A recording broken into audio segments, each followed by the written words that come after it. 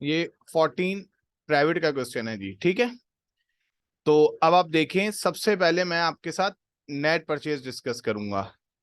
Account receivable, cash, merchandise, office equipment, cost of goods sold, drawing, sale return, advertising expense, sales expense, rent expense, office supplies, accounts payable, unearned commission, allowance और better, sales, Mansoor capital. यहां मुझे purchase, purchase return allowance, purchase discount, purchase return, transportation in कुछ भी नहीं मिला, ठीक है। और इन्वेंट्री भी मेरे पास सिर्फ एक है, आप देख लें, किसी एडजस्टमेंट में एंट्री नहीं है, मर्चेंडाइज इन्वेंट्री एंड नहीं है किसी एडजस्टमेंट में, तो ये भी मर्चेंडाइज इन्वेंट्री जो गिवन है ये एंड की होगी।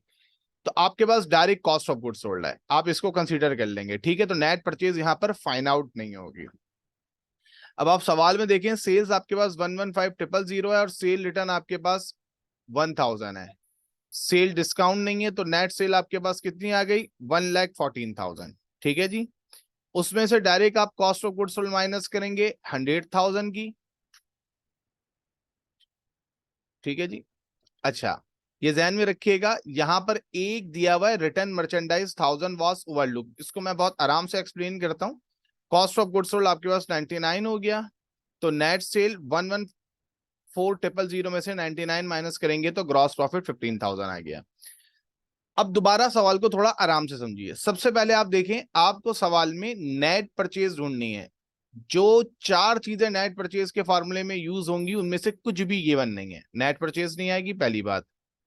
आप देखिए, आपके पास किसी एडजस्टमेंट में मर्चेंडाइज इन्वेंट्री नहीं है, तो जब मर्चेंडाइज इन्वेंट्री एंड कहीं मेंशन ना हो, तो जो मेंशन डेट है देखेंगे दिसंबर 31, तो जब ये 1 दिसंबर 31 की जो डेट पे मर्चेंडाइज गिवन होगी, एक ही मर्चेंडाइज है, तो ये एंड है, ठीक है बेटा।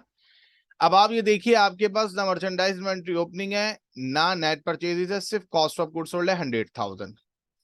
अगर आप आखिरी एडजस्टमेंट देखें, वो ये कह रहा है कि जो आपने मर्चेंडाइज उधार पे खरीदी थी वो रिटर्न कर दी थी, सही है। और ओवरलुक का मतलब है कि आपने उसको लिखा नहीं। तो आप मुझे बताइए, मर्चेंडाइज रिटर्न जो होता है वो नेट परचेज में माइनस होता है, इसलिए कॉस्ट ऑफ गुड्स सोल्ड में भी वो चीज माइनस होगी, ठीक है। ये नॉर्मल से हटके थोड़ी एंट्री है, रिटर्न मर्चेंडाइज वॉस ओवरलुक, इसका मतलब है मर्चेंडाइज रिटर्न को आपने लिखा नहीं, मर्चेंडाइज रिटर्न क्योंकि माइनस होती है इसलिए कॉस्ट ऑफ गुड्स सोल्ड में भी माइनस करेंगे। 1 लाख में से 1000 माइनस करेंगे तो कॉस्ट ऑफ गुड्स सोल्ड आ जाएगी आपके पास 99,000, ठीक है। और यहां पर कॉस्ट ऑफ गुड्स सोल्ड के आगे आप लिख दीजिएगा 5, यानी कि ये जो अमाउंट चेंज हो रहा है ये एडजस्टमेंट नंबर 5 से। तो आप देख लें, सवाल में एमएस मसूर कंपनी आपको गिवन था, वो आपने मेंशन कर लिया। इनकम स्टेटमेंट आपको चाहिए, वो आपने मेंशन कर दिया। For the period ended December 31, 2014 है, वो आपने मेंशन कर दिया, ठीक है। सेल रिटर्न, दो चीजें गिवन थी आपको, आप चेक कर सकते हैं। सेल्स रिटर्न गिवन है, सेल्स गिवन है, इन दोनों को माइनस करेंगे, आपके पास नेट सेल आ गई, और कॉस्ट ऑफ गुड्स सोल्ड 99 हुआ तो 15,000 ग्रॉस प्रॉफिट आ गया। अब हम एक्सपेंसेस को डिस्कस करेंगे, operating expense. Account receivable, cash, merchandise inventory, office equipment, cost of goods sold, drawing, sale return. अब पहली एक्सपेंस का टाइटल आपके पास, पहला एक्सपेंस का टाइटल आ गया 5,000। अब आप ये देखिए, आपको एडवर्टाइजिंग एक्सपेंस एडजस्टमेंट नंबर 1 में नहीं है, एडजस्टमेंट नंबर 2 में नहीं है, एडजस्टमेंट नंबर 3 में नहीं है, एडजस्टमेंट नंबर 4 में नहीं है, एडजस्टमेंट नंबर 5 में नहीं है। तो आप समझ गए सर, एडवर्टाइजिंग एक्सपेंस 5,000 हो, सेल्स एक्सपेंस हो, इनमें से कोई आपके पास यहां पर एडजस्टमेंट में एक्सपेंस नहीं है, तो एडवर्टाइजिंग एक्सपेंस 5,000 और sales expense 7,000 as it is रहेगा, आप चेक कर लें। 5,000 और 7,000 एज इट इज रहा। अब आप इधर देखेंगे, जब रेंट एक्सपेंस दिया हुआ है 5,000 और एडजस्टमेंट में रेंट एक्सपेंस दिया हुआ है 6,000, तो अंडरस्टूड बात है कि जब आपका एक्सपेंस एडजस्टमेंट में दे दें तो वही एक्सपेंस रहता है, तो रेंट एक्सपेंस हो गया 6,000। यहां आप एडजस्टमेंट नंबर मेंशन कर लेंगे 2, कि ये जो अमाउंट 6,000 हुआ ये एडजस्टमेंट नंबर 2 से चेंज हुआ, ठीक है। मैं एक दफा दोबारा रिपीट कर दूं कि जो रेंट एक्सपेंस आपको गिवन है 5,000, ट्रायल बैलेंस में और बाद में एडजस्टमेंट में रेंट एक्सपेंस गिवन है 6000, तो आपको पता होना चाहिए कि जो एक्सपेंस आपका एडजस्टमेंट में गिवन होगा वही एक्चुअल एक्सपेंस होता है। आपने 6000 लिख दिया। अब हम आगे बढ़ते हैं जी। Office supplies, accounts payable, earned commission, allowance for bad debts, sales, Mansoor capital. कहीं आपके पास कोई और एडजस्टमेंट में ट्रायल बैलेंस में एक्सपेंस नहीं है। रेंट एक्सपेंस आपने डिस्कस कर लिया। अच्छा जी, अब ये ध्यान में रखिए, इक्विपमेंट परचेज किया है 1 अप्रैल को और सम ऑफ ईयर डिजिट मेथड से 5 ईयर की आपके पास डेप्रिसिएशन कैलकुलेट हो रहा है।